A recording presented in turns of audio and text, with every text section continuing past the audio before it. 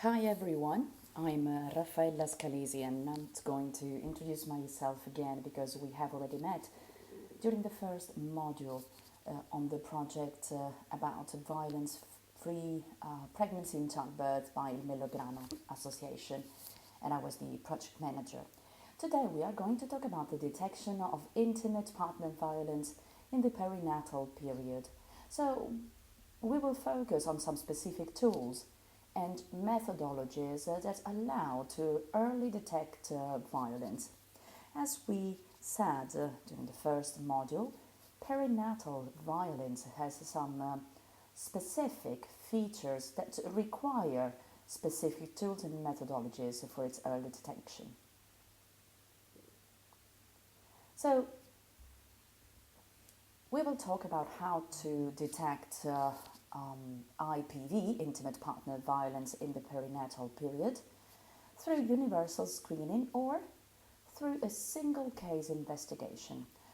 We will also see some recommendations that are in national guidelines in different countries. We will also talk about this screening in the context of perinatal care that we implemented in our project, Violence-Free Pregnancy and Childbirth, and we will also talk about the screening procedures that we used. So how can we detect violence? How is it possible? For sure, asking a woman if she suffered violence is very complex, very delicate, but it's the first step on a way that should be avoided. That is, leaving alone a woman with a child. So very often women do not report violence, but if professionals are trained and are able to ask targeted questions in a very sensible and let's say comfortable way, this will allow women and will make it more likely that women tell us about violence. So the more professional and trained these figures, the greater the contact points and the possibilities to identify gender violence. As we said during the first module, the services dealing with maternity and infant care, and so their operators, can do a lot to detect this kind of violence, and they can also meet their needs in the right way in collaboration with other services and with other specialized professionals in the local areas. Considering the guidelines that several countries passed, talking about what it is most important to understand and recognize when there is violence against a woman, there is actually no shared way to deal with this phenomenon in every country. I mean, every country must deal with that specifically. However, what kind of targets should we have? Should we screen all pregnant women, so a universal screening, or is it better to perform some case finding on the basis of risk factors? This is something that we have already mentioned in the first module because the WHO indicated the possible advantages of the two modes. And what kind of tools should we use? Should we use some specific assessment tools or rather a confidential inquiry with open questions? And how should we investigate? Is it better to have a face-to-face interview with the operator and the woman, or a written form, a written questionnaire? These have been the questions that in the project on violence-free pregnancy and childbirth, the questions that we asked ourselves, and we found it difficult to give a specific answer. But let's start from the first question. If we consider healthcare settings, there are generally two approaches that are used to detect IPV, either universal screening or case finding.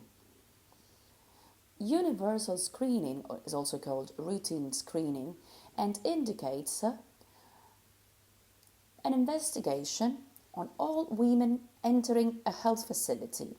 So all women attending that kind of facility or using that kind of service are asked to talk about their experience. Instead, in the case of the investigation of individual cases, there are questions that are only asked to women with risk factors or signs that may indicate violence. There are the pros and the cons. A 2013 study of the WHO underlined that the universal screening increases, let's say, the number of women identified. However, there is no scientific evidence about its results. So this doesn't mean that there will be better health for the woman or that the woman is more likely to abandon, let's say, the situation of violence. However, the report also says that universal screening is indicated in the context of antenatal care, as it represents an opportunity to inquire about intimate partner violence due to double vulnerability in pregnancy. Universal screening, however, can be very demanding for healthcare facilities, especially if there are few resources or if there is a too high workload. And so the consequent risk is that it might impact negatively on women, as they are not guaranteed to receive, let's say, an adequate support.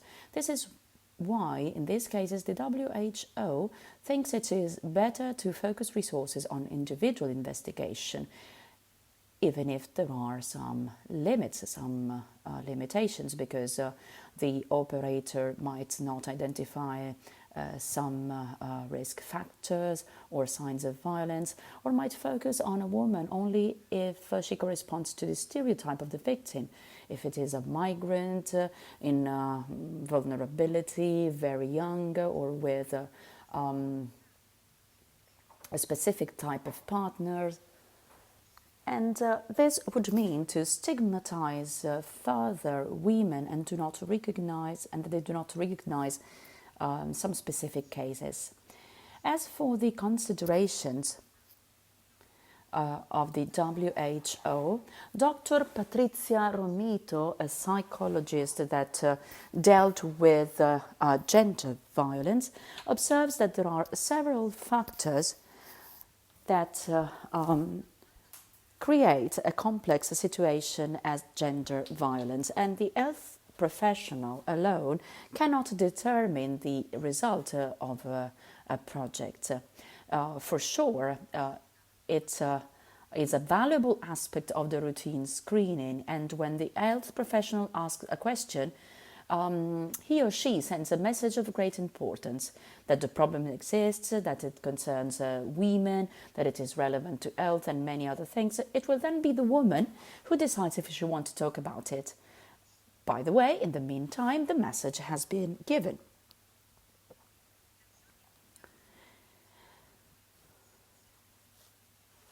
There are some recommendations in the national guidelines that are in line with the WHO, in particular the countries that have been focusing especially on the phenomenon of intimate partner violence during pregnancy. In 2021, NICE, that is the National Institute for Care and Excellence in the UK, published in 2021 the guideline on what should be performed, let's say, with women before birth, during pregnancy. And so they say that they should ask the woman about domestic abuse at a first antenatal appointment or in other specific conditions. In Australia, the Department of Health published the clinical practice guidelines and recommends that midwives during the first meeting explained to all women that asking about family violence is a routine in antenatal care, and so they should inquire about each woman's exposure to family violence. So they indicate very clearly that asking information about family violence is part of a routine performed by the healthcare professional. And this was also repeated in the guidelines published in 2020, and the first ones dated back to 2012. So ask about family and violence only when you're alone with the woman, say the guidelines, using specific questions or a tool used in your state or territory. And finally, it is also recommended that they undertake and encourage regular and repeated training of health professionals to improve confidence and competence in identifying women experiencing family violence. And again, the American guidelines of the American College of Obstetricians and Gynecologists of 2012 say that physicians should screen all women for IPV, intimate partner violence, at periodic intervals, including during the obstetric care, so at the first prenatal visit, at least once per trimester, and at the postpartum checkup. They should also offer ongoing support and review the available prevention and referral options. The screening for IPV should be performed in a private and safe setting with the woman alone and not with her partner, friends, family or caregiver. In Italy, there are recommendations expressed by the guidelines on physiological pregnancy, and these guidelines were provided by the Istituto Superiore della Sanità, ISS, in 2011. And they say that professionals who care for pregnant women should pay attention to any symptoms or signs related to episodes of domestic violence. So it is important to create a relationship of trust and collaboration with the client to offer the right support. These are the WHO guidelines of 2013 that I had already mentioned previously. Now, let's focus on the screening in the context of perinatal care. Because, it is important to give a shared definition on gender violence, but it is also very important to give a shared definition to the process called screening, considering that it involves asking about such a complex phenomenon. The Australian Institute of Health and Welfare defines screening as a systematic process that involves asking about DV to enable the identification of victims of domestic violence in order to take further action or intervention. So, the word screening refers to a very specific process with a series of steps starting from a request for information on violence, either with open questions or with other tools. And it also asks to assess risks and needs in order to create specific interventions and projects to support the women. For the screening to be performed in the right way in a childcare and mother care facility, it is very important to identify the main goals of this activity. And the first goal of the professional is not to solve the problem of violence with some temporary suggestions or interventions, but the goal of the professional is defined by its professionalism and aims at identifying women that are victims of violence and starting to support them, as well as to prevent possible complications that are associated with the violence itself. Another goal is to identify cases where the safety of the woman or the involved children is at very high risk, and therefore try to implement protection and prevention purposes involving the resources of the support network of the services available and active in the area. So these goals should always be kept in mind by the professionals and be repeated in order to avoid any other activities that have nothing to do with the screening itself. So for a screening model to be launched, it is important that both operators and women follow some steps.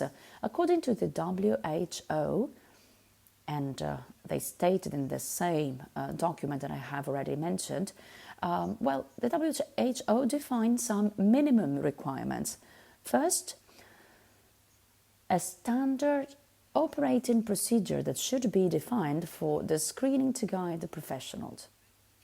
And then, health and social professionals should be trained on how to ask questions to provide a first response or a first support.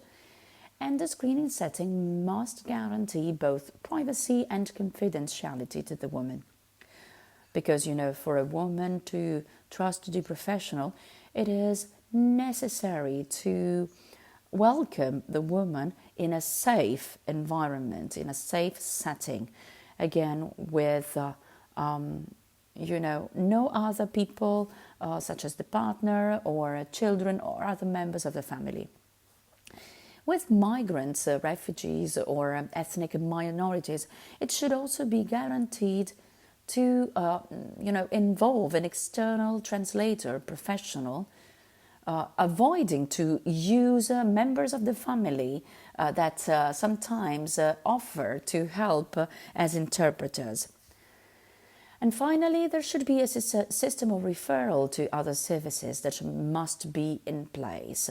This is something crucial in order to overcome any possible barriers and resistances that might hinder the communication on gender violence with women and the various forms of violence that women suffered during a very delicate period of their life, that is the perinatal period.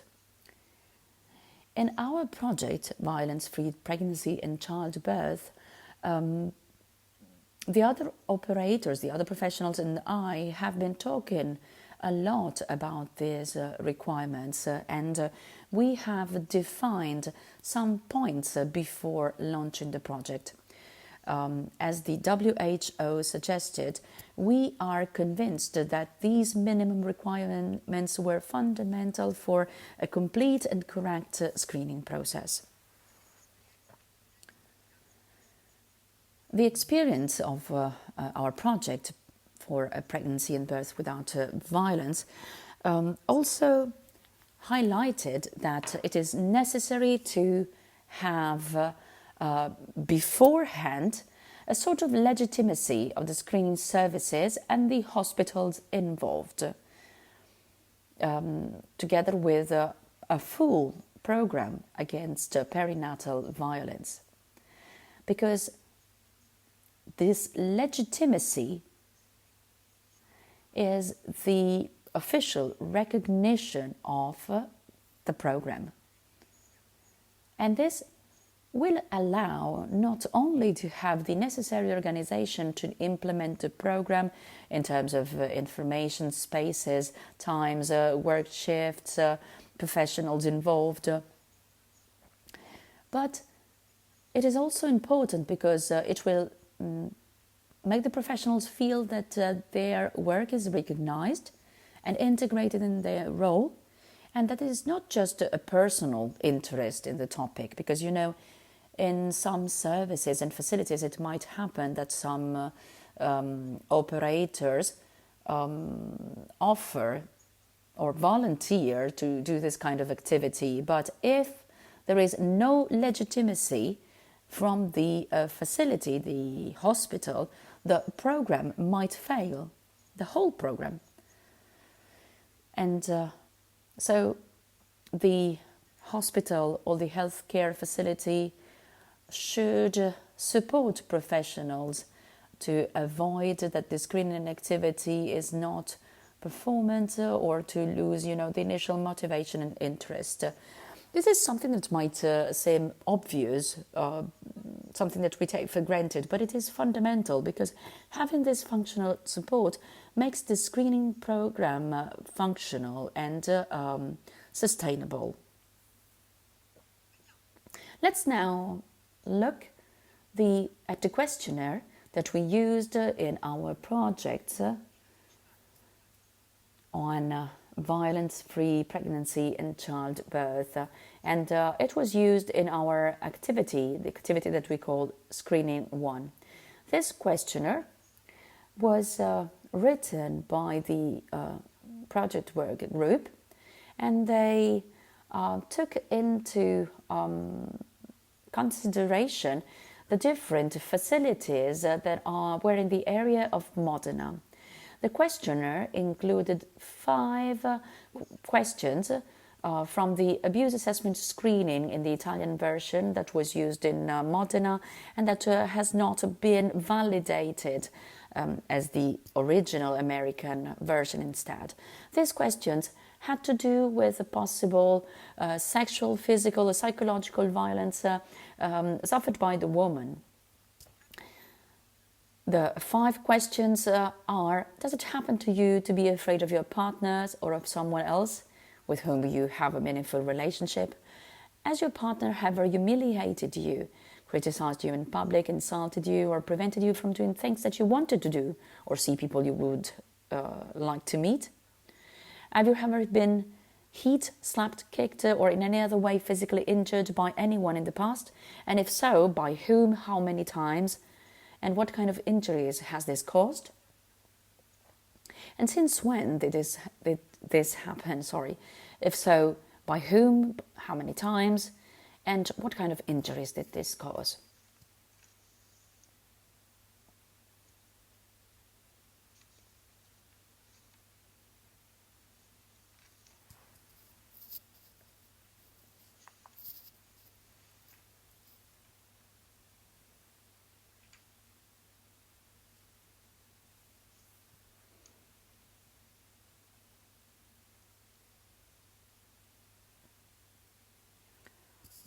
Okay, let's move on. The other questions: has anyone in the past year forced you to engage in sexual practices against your will? If so, who? And since the pregnancy, has this happened? And if so, by who?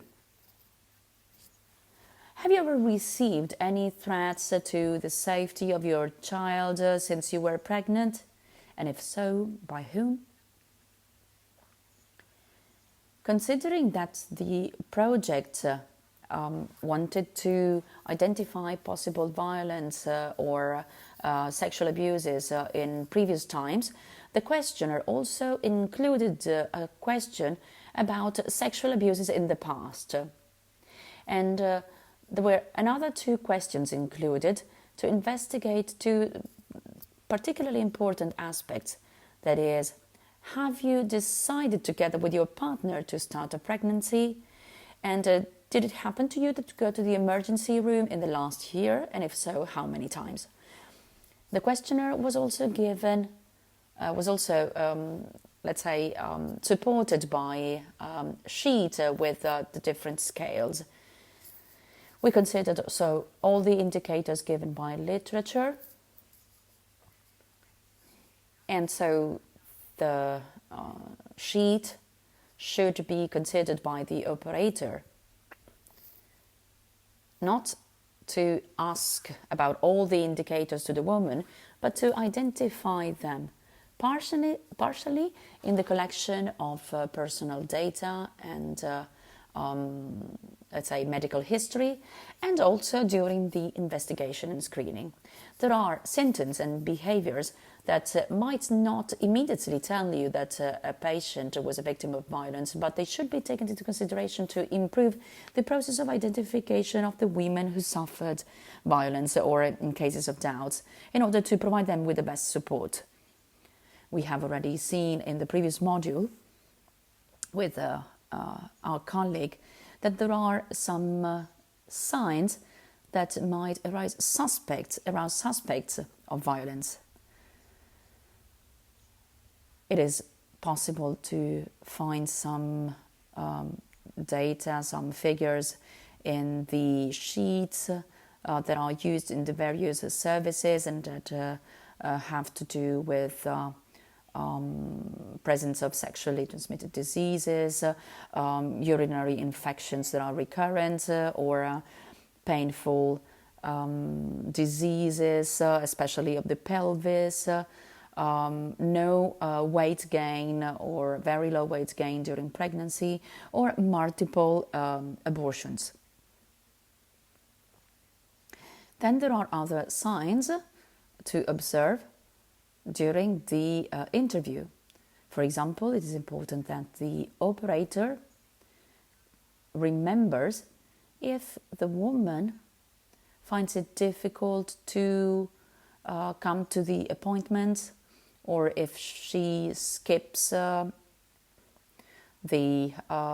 appointments that she had made, or again, if she is not open, not willing to communicate, not easygoing or at ease, or she has bruises on her arms or her legs that are not plausible, let's say, or not in line with the story that she tells.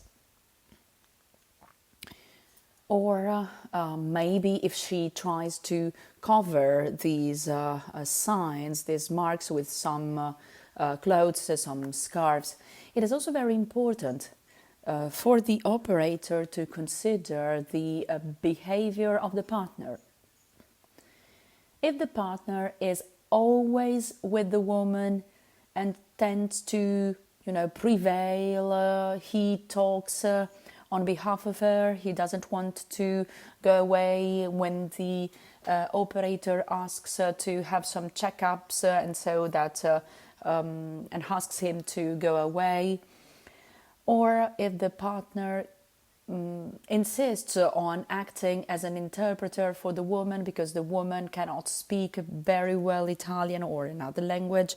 Well, these are all signs that may indicate some signs of violence, or at least should be warning, the operator, and make them consider all the possible implications.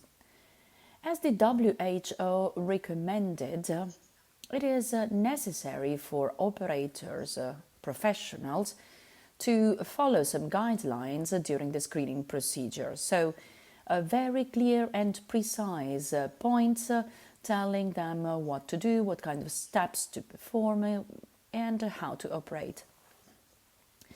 Let me show you the main steps in the screening procedure that we used for our project, and then on the basis of the experience we defined them systematically as operators' guidelines. First of all, it is important to prepare the setting. There should be no other interferences in the room in order to make the room private, confidential, so there shouldn't be other people, other operator knocking on the door and getting in, the phone ringing, or also an inadequate area should be avoided. Then the questionnaire should be prepared on the desk, and as well as all the information materials that the woman shall be given at the end of the appointment. Secondly, make sure that the woman is alone. People with her should remain outside the room. If this is not possible, we might have a first interview, trying to create a trust relationship with the woman, and then fix an appointment just with the woman to meet her alone. Very often, obstetricians use the appointment for a scan as the best moment to talk to the woman alone. Then the operator must have enough time for an adequate screening interview. Questions shall be asked not in a hurry, so not putting pressure on the woman, avoiding any possible resistance from her, and leaving her the time to reflect and even ask questions if she needs to. If we do not have sufficient time for an adequate interview, then we might evaluate the possibility to fix another appointment. Then the next point is to create an atmosphere of listening that is welcoming and non-judgmental. So separate observation and assessment and avoid to have a judgmental attitude. And avoid, that some criticism might be perceived. Avoid expressing personal opinion if they are not requested, and always welcome the woman with empathy. So trying to understand respectfully what the woman feels in order to create a trust atmosphere. The operator will guarantee that everything said in the interview will be confidential. And the operator will also underline that there might be limitations set by the rules and the laws in force. Another important thing that I have already mentioned is to collect the personal data and the medical history, the anamnestic data of the woman, as we do at any OB examinations in hospitals or other healthcare facilities. And so we might use some data sheet or any other tool that we might have prepared for that specific service. But the important thing is to collect the data that can be fundamental in order to, imagine if there might be violence. And then, before moving on with the questions, it is important to inform the woman and introduce the different steps of the screening. If this is included in a specific project or program, we should talk about the purposes of the program. Every operator of our project found their own way to, inform the woman and present the screening. A possible introduction might be, we know that violence is present in the lives of many women and might have a negative impact on their health and their children's health. So we introduced some questions on this topic that we asked to all women that we met during pregnancy and after childbirth in order to avoid any possible complications and offer some support. Do you agree with that? Or, in short, we know that violence happens in the family, and so we are used to asking information about violence to every woman. We will use a questionnaire and we will talk about it together if you agree with that. This is very important to do because we need to recognize the right of every woman to avoid being asked questions if the woman doesn't feel ready, willing, or at ease with these kinds of questions. As for our experience, this is something that happened very rarely, and it happened rarely also in Modena. On the contrary, it was really appreciated. It was perceived as something very important for the society, and women tended to thank the operators for this screening activity. Then, after collecting the data and informing the woman, we can start asking the questions of the screening tool. However, questions should not be asked aseptically as an interview or quickly, but they might be included in a communication, after creating some relationship with the woman, and then it's up to the operator on the basis of their experience to decide whether to follow the question order or to maybe change the words in the questions to make a woman feel at ease with no pressure.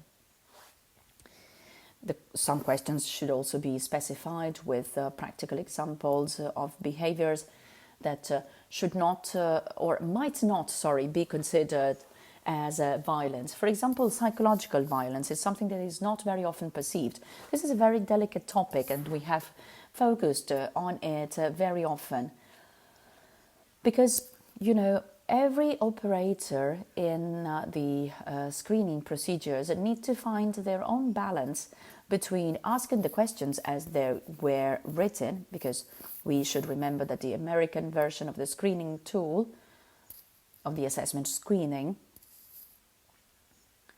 was a validated version. So the words included there had been chosen carefully, and also the order of the questions.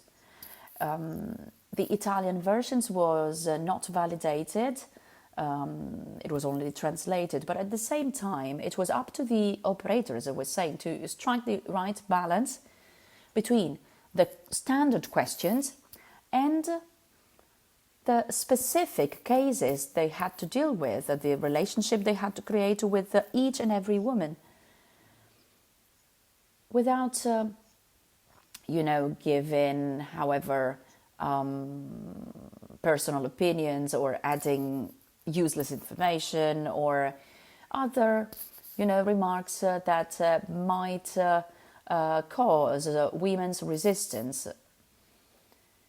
And so it was very important to have some verification on the work of every operator to see if what they had done was working and if that balance was striking. Then accept the woman's response after asking the question and trying to reassure and support the woman. So recognize violence and talk about violence so that the woman can be felt as fully believed and that she can talk about it. At the same time, the operator is responsible for their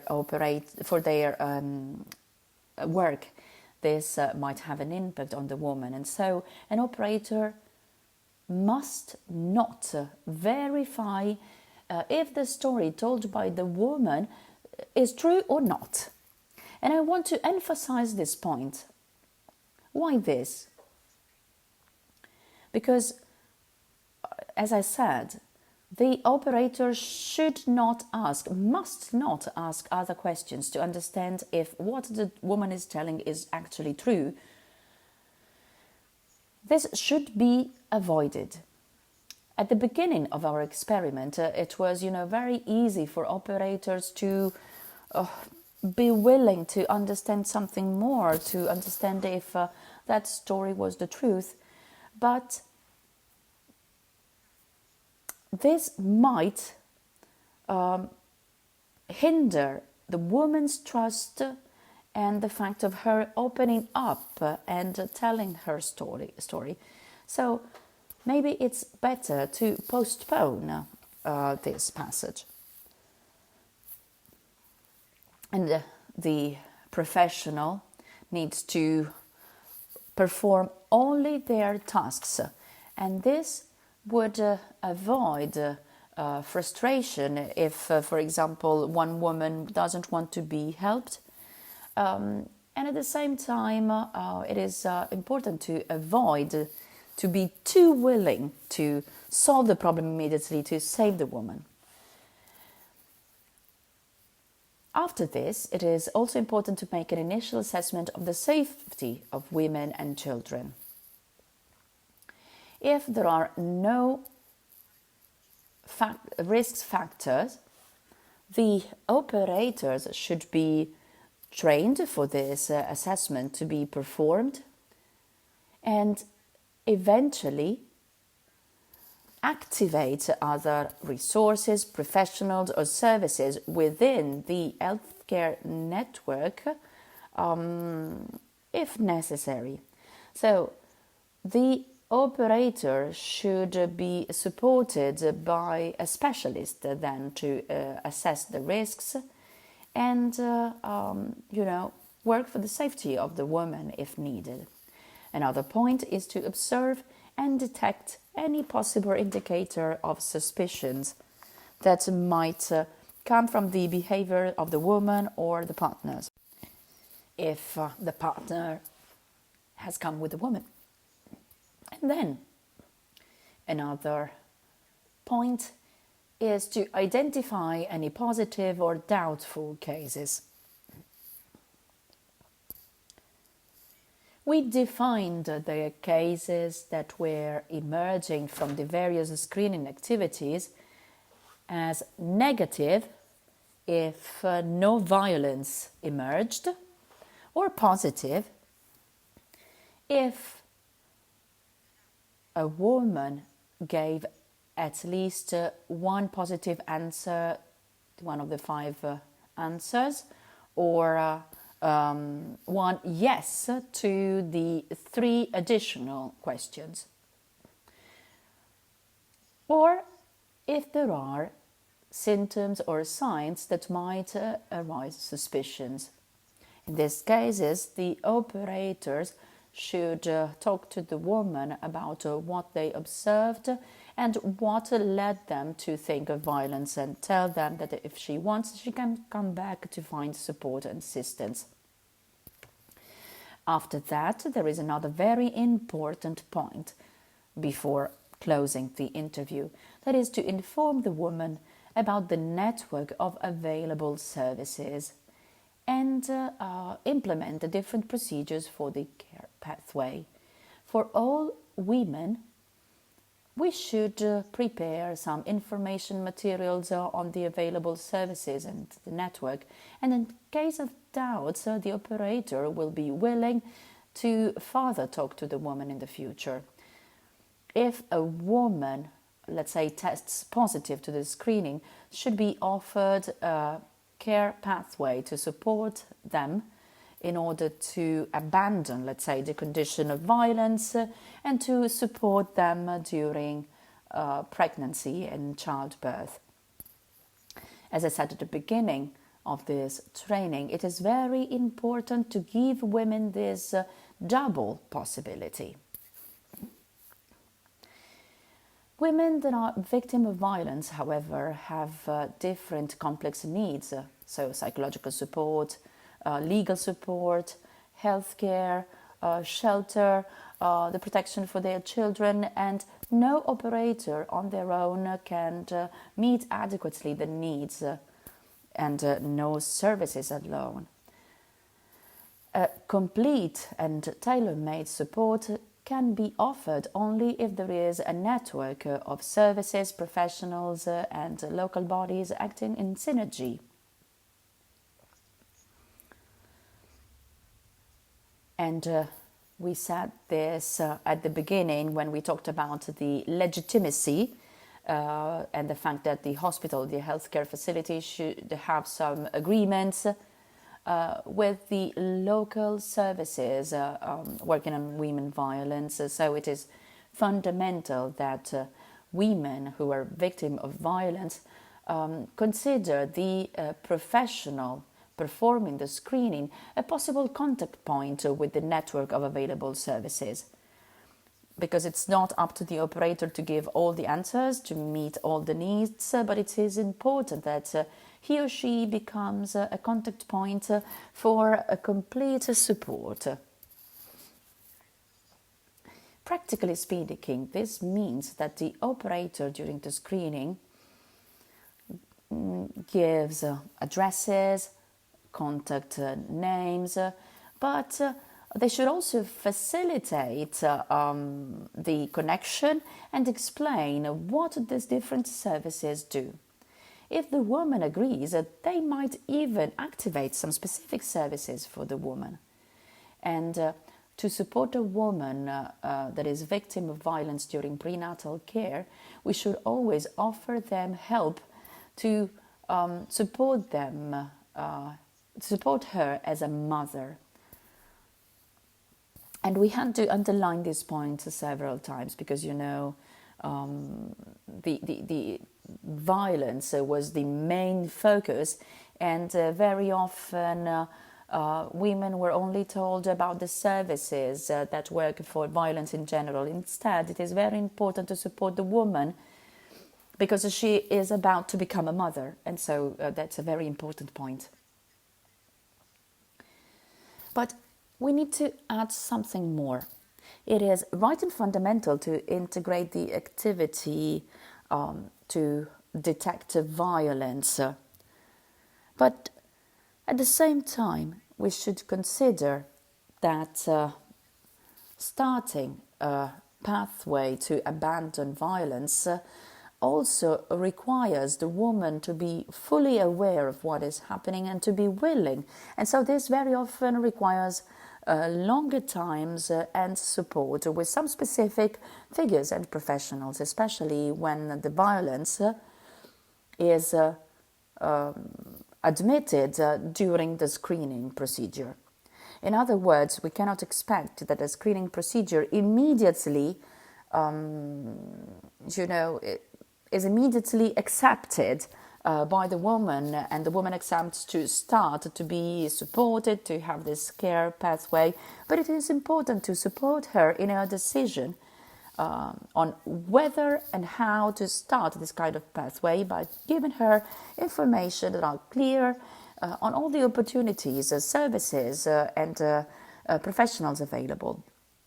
Let me also underline another important thing that we have underlined in our violence-free pregnancy and childbirth project, that is about the supervision of the activities.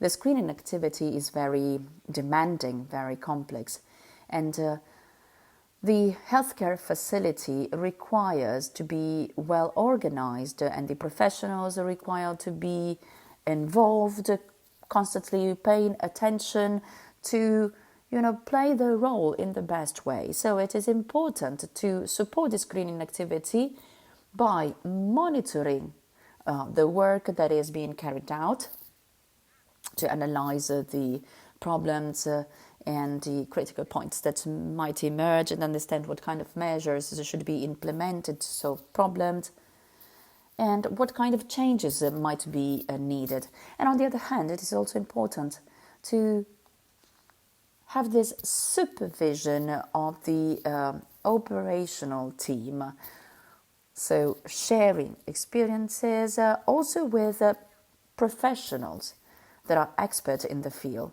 because perinatal violence requires operations to go beyond stereotypes and prejudices, as well as limiting their emotional involvement and reducing their physical and psychic fatigue to deal with women that are experiencing such hard moments in their lives. This is a map that we created to make the different pathway visible. So every operator should follow this path after identifying the different situations. You have a gray square with the word identification, identificazione in Italian, and you have no yes or doubts. And we thought that this care pathway map was useful and more, easy to understand. So if the woman is not identified as a victim, she should be given information on the services, given brochures, and be told that the operators will be willing to talk if she needed. Instead, if there are doubts, the operator should give information on the services against violence and on the services for mothers and maternity, give information on the consequences of domestic violence on the health of a woman and her children, trying to, better emphasize this point to raise the awareness of the woman in case she needs help. Then give the woman brochures and offer following appointment and the possibility of talking to a psychologist or a social worker if needed. Instead, if the result is positive, so if the woman was identified as a victim of domestic violence, we should make a distinction. If the woman had suffered violence or sexual abuse during childhood or adolescence and she wants support, it is important to activate the services to elaborate the traumatic experience and for childbirth and support to motherhood. And this module, there will be a module in the training that focuses on this. Instead, if the woman doesn't want to receive any kinds of support, she will be given information on the possible services available and information on the consequences that a previous violence might have on pregnancy, on childbirth and motherhood. Deliver depliants, brochures, offer availability, say that we are ready to talk about it again. Instead, if the woman is suffering from violence, be it physical, psychological or sexual abuse during pregnancy, so at present, there are even here two cases. If the woman wants to receive help or doesn't want to receive help, there are cases stated by the Italian law where the operator should report the situation. So after understanding if the woman wants the kind of support, we activate the network of services that I mentioned earlier. Instead, if the woman doesn't want to receive any support, she should be given all the information about the services available. And we should tell her about the possible consequences on the health of the woman and the children, give her brochures and offer availability to talk about it in the future. This is all for this module. Thank you all for your attention.